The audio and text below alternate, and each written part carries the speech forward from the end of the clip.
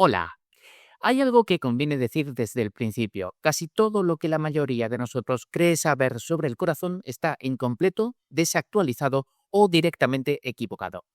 No es culpa de nadie en particular, es el resultado de décadas de consejos médicos que se han ido quedando atrás, de modas alimentarias que se presentaron como ciencia y de un puñado de mitos que circulan con tanta convicción que ya nadie se detiene a cuestionarlos. El café que supuestamente destruye el corazón, el huevo que dispara el colesterol, el vaso de vino que lo protege, el reposo que conviene guardar tras un susto cardíaco. Hay verdad y hay mentira mezcladas en cada una de esas ideas y la diferencia entre unas y otras no es trivial. Se traduce en decisiones cotidianas que, tomadas día tras día, tienen consecuencias reales sobre cómo vivimos y cuánta autonomía conservamos. Esto importa a cualquier edad, pero importa especialmente a partir de cierto punto de la vida, sobre todo porque el cuerpo que ha cumplido 60, 70 u 80 años acumula vulnerabilidades de forma silenciosa y tiene menos margen para compensar los errores. Las enfermedades cardiovasculares son la primera causa de muerte en personas mayores y muchos de los factores que las desencadenan llevan décadas actuando antes de que aparezca el primer síntoma. Merece la pena, entonces, tomarse un momento para separar lo que es real de lo que no lo es. El corazón no trabaja solo. Eso es lo primero que conviene entender, y conviene entenderlo bien porque durante décadas la medicina habló del corazón como si fuera una pieza aislada, una bomba que o funciona o falla, sin demasiada relación con lo que ocurre a su alrededor. Hoy sabemos que esa imagen es incompleta y, en cierto modo, peligrosa. Lo que le ocurre al corazón le importa a los riñones y al metabolismo y viceversa. Los médicos llaman a esta interdependencia síndrome cardiovascular renal metabólico. El nombre es largo. La idea, sencilla. Tres sistemas interconectados que solo se comprenden si los miramos en conjunto.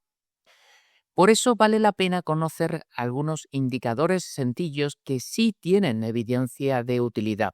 La presión arterial y la glucosa en sangre, especialmente en personas con factores de riesgo como sobrepeso, sedentarismo o antecedentes familiares. No se trata de someterse a baterías de pruebas, sino de que cada persona junto a su médico valore si hay algo concreto que medir y cada cuánto.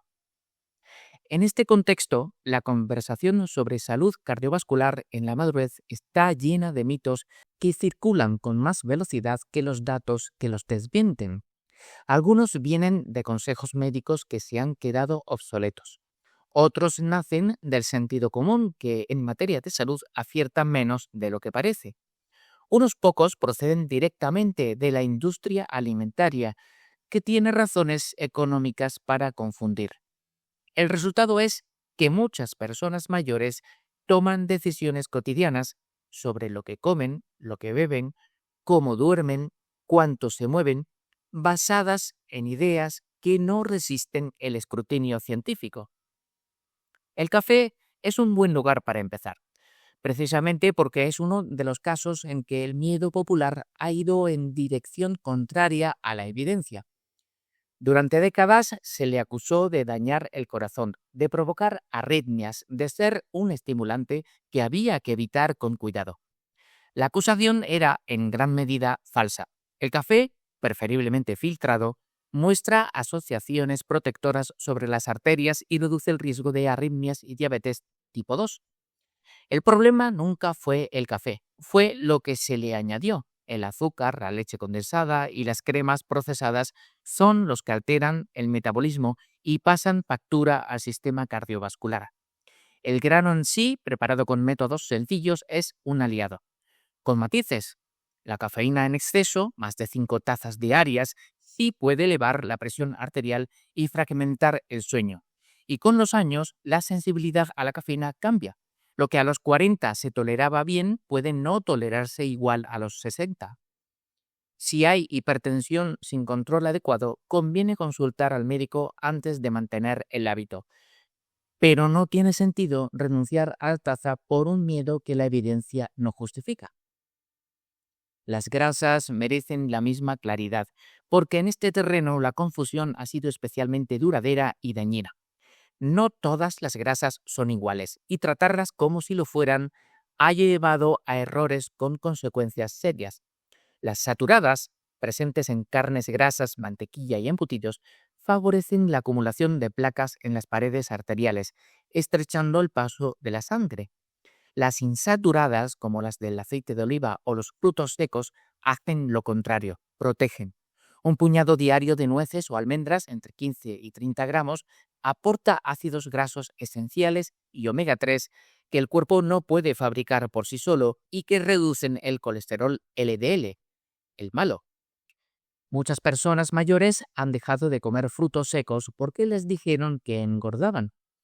Es un error que se paga con la salud cardiovascular. El aceite de coco es el ejemplo opuesto, un alimento que la moda elevó a la categoría de remedio universal sin que la ciencia lo respaldara.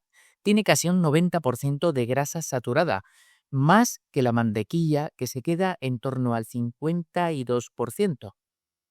Usarlo con alegría es invitar al colesterol a instalarse en las arterias. Para untar, la mejor opción, con evidencia más sólida en nuestro entorno, es el aceite de oliva virgen extra, base de la dieta mediterránea y asociado de forma consistente con menor riesgo cardiovascular. La mantequilla, rica en grasas saturadas, eleva el LDL, aunque su impacto real depende del conjunto de la dieta. Las margarinas vegetales modernas han mejorado mucho desde que se eliminaron casi por completo las grasas trans, que no son todas iguales. Las que contienen esteroles o estanoles vegetales sí reducen el LDL de forma documentada, aunque la evidencia de que eso se traduzca en menos infartos o ictus en personas sanas es más limitada de lo que a veces se presenta.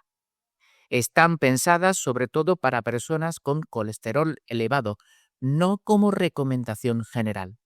En cuanto a los aceites, los de origen vegetal como el de oliva o el de girasol tienen mejor perfil que el de palma, presente en mucha bollería industrial y rico en grasas saturadas, aunque el problema de la bollería industrial va más allá del tipo de aceite que lleva. El huevo es otro alimento al que se ha tratado injustamente. El mito de que eleva el colesterol de forma peligrosa se repitió durante tanto tiempo que quedó grabado en la memoria colectiva, pero no ha resistido el escrutinio científico. Lo que eleva el colesterol son las grasas saturadas y el sedentarismo, no el huevo. Y esto importa especialmente en la vejez, porque el huevo es una de las fuentes de proteína más completas, baratas y fáciles de consumir que existen en un momento de la vida en que la proteína es crítica. El enemigo silencioso que acecha a partir de los 60 se llama sarcopenia, la pérdida progresiva de masa muscular y fuerza que conduce a las caídas, la fragilidad y la pérdida de independencia.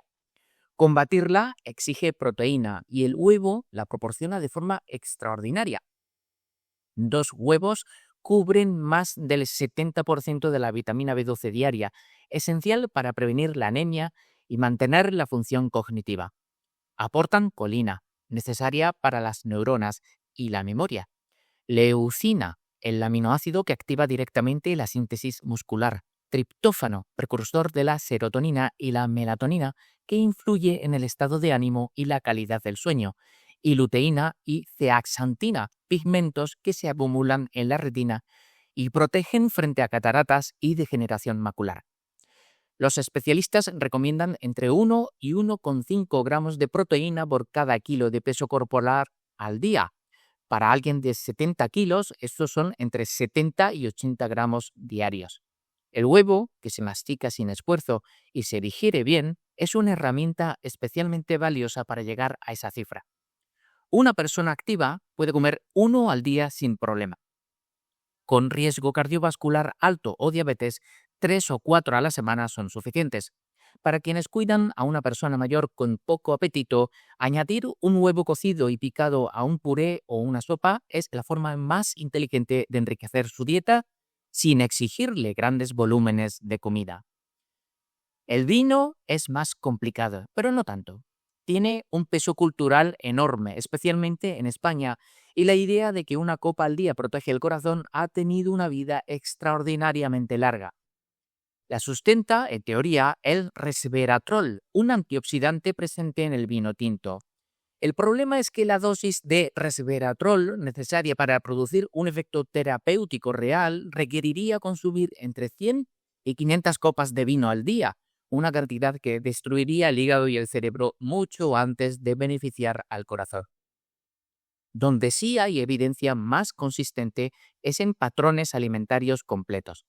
Los polifenoles del aceite de oliva virgen extra, los flavonoides del cacao puro o el té verde y las antocianinas de los frutos rojos muestran efectos medibles sobre la inflamación y la función de los vasos en estudios de intervención, no como suplementos aislados, sino como parte de una dieta variada, que es donde la biología parece funcionar mejor.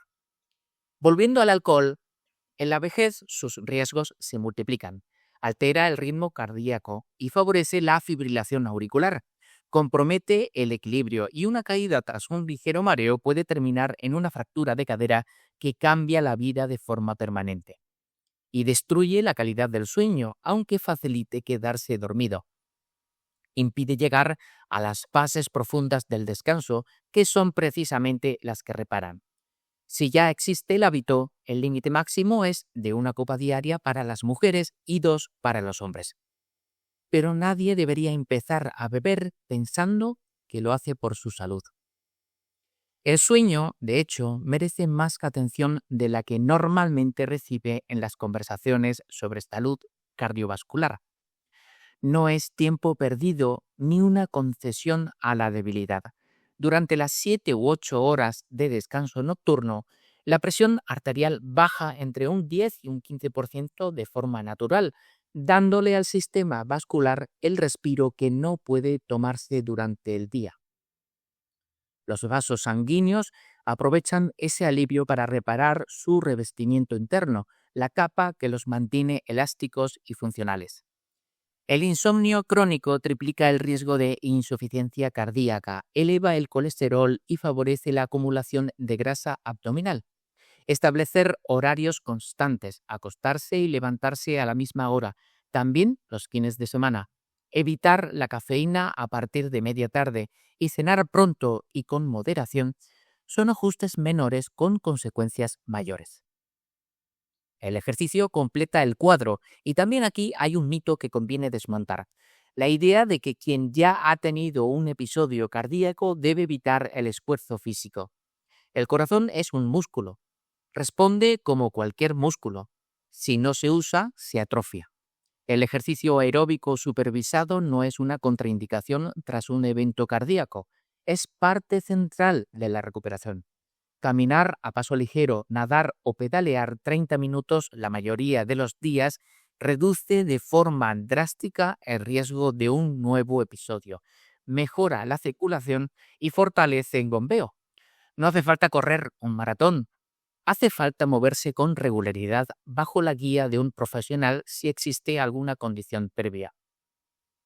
El ejercicio de fuerza, con pesas, bandas elásticas o el propio peso corporal, merece mención aparte. 2 sesiones semanales son suficientes para frenar la pérdida muscular que el cuerpo acelera a partir de los 60 y su efecto sobre la sarcopenia es más directo que el del ejercicio aeróbico. Todo esto forma un sistema. Las decisiones cotidianas que parecen pequeñas, el aceite que se echa en la sartén, el huevo del desayuno, las horas de sueño, los 20 minutos de caminata, no actúan de forma aislada. Protegen o dañan al mismo tiempo el corazón, los riñones, el metabolismo, la vista y la capacidad de moverse con autonomía.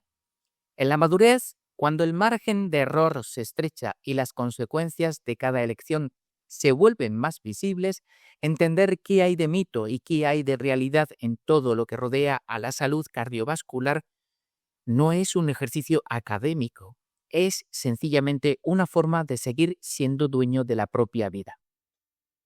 Nada más por hoy.